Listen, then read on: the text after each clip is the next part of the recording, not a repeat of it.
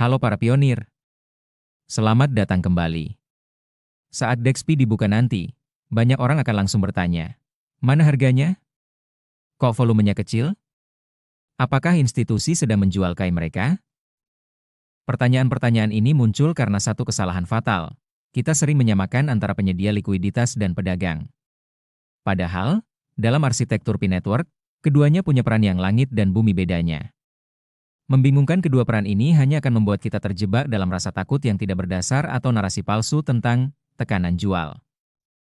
Hari ini, kita akan membedah riset mendalam berjudul, Penyedia Likuiditas Bukanlah Pedagang, sebuah perbedaan krusial.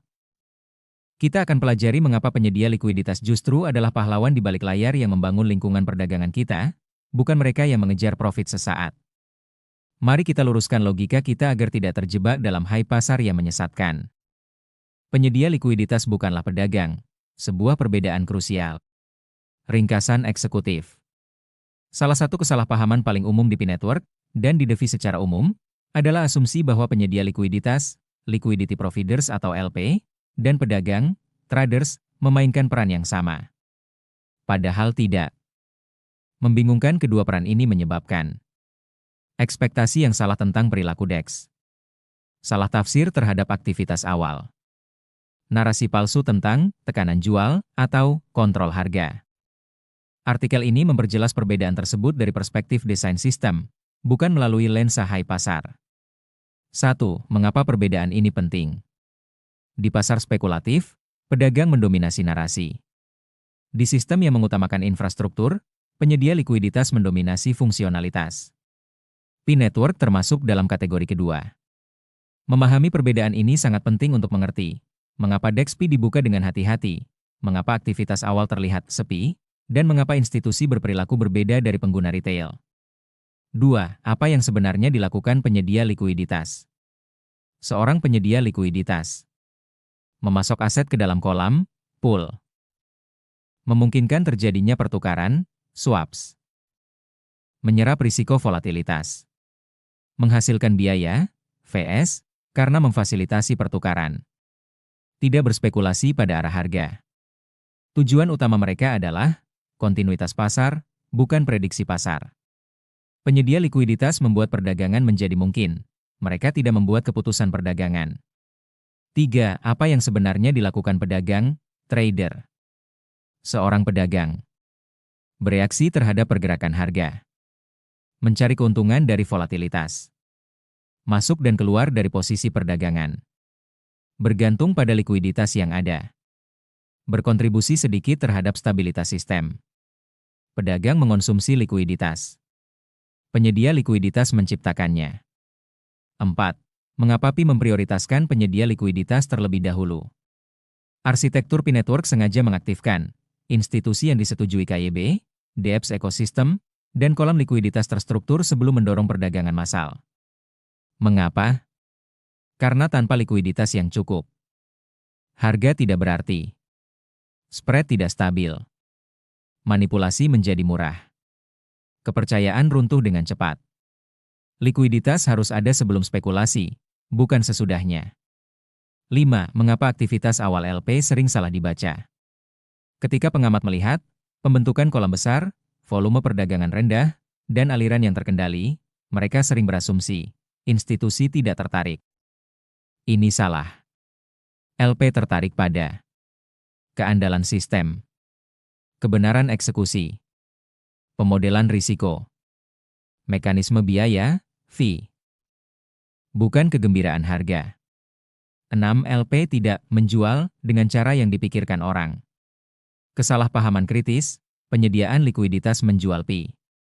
Ketika LP menyetorkan Pi ke dalam kolam, mereka tidak sedang keluar dari posisi.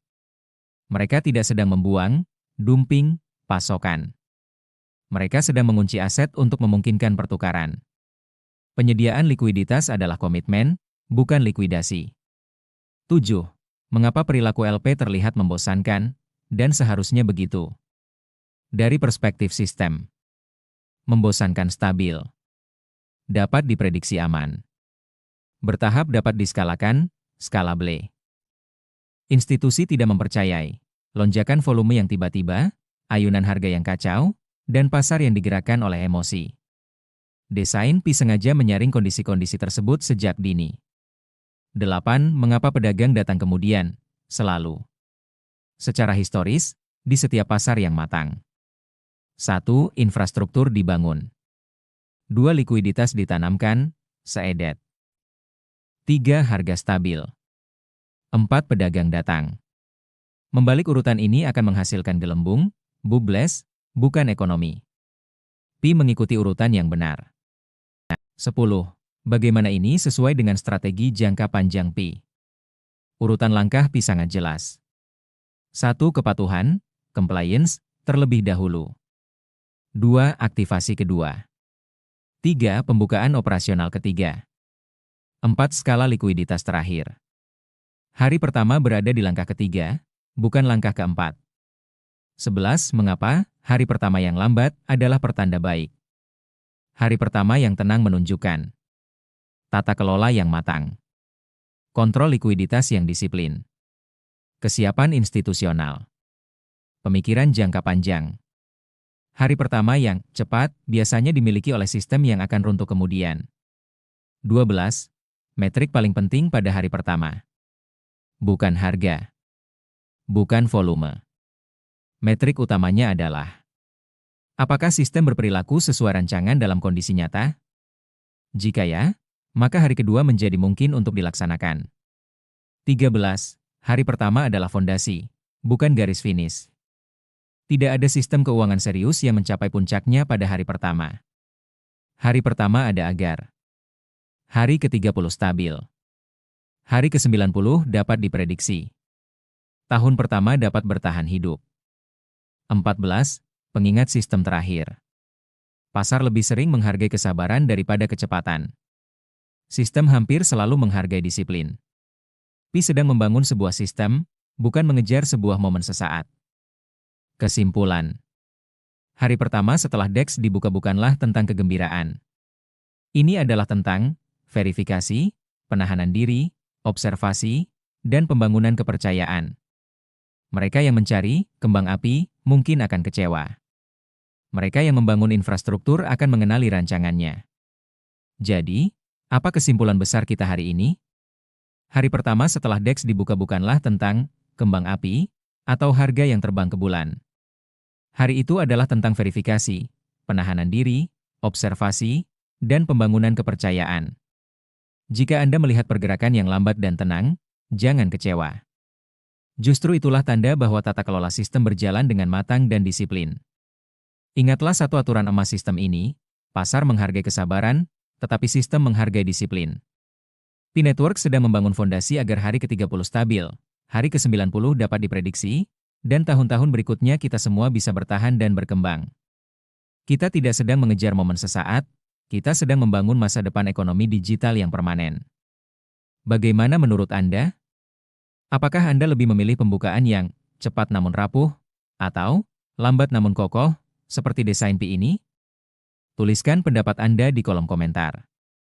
Jangan lupa klik like, subscribe, dan nyalakan lonceng notifikasi agar tidak tertinggal edukasi penting lainnya mengenai ekosistem Pi Network. Saya Akhtar Haidar, sampai jumpa di tayangan berikutnya. Salam pionir.